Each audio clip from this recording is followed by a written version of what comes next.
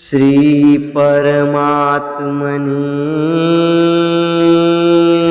नमः। हरये नमः। श्री गुरुचरण कमलेभ्यो नमः। श्रीमद्भगवद्गीता अथ तृतीयोऽध्यायः। श्लोक 37।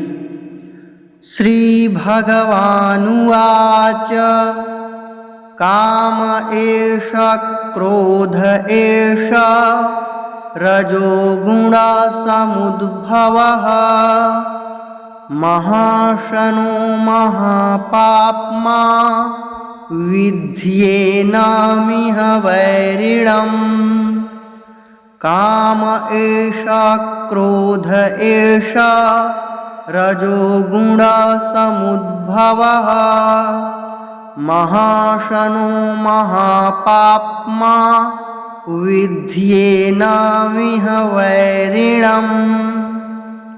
अर्थ: श्री भगवान बोले, रजोगुण से उत्पन्न हुआ यह काम ही क्रोध है।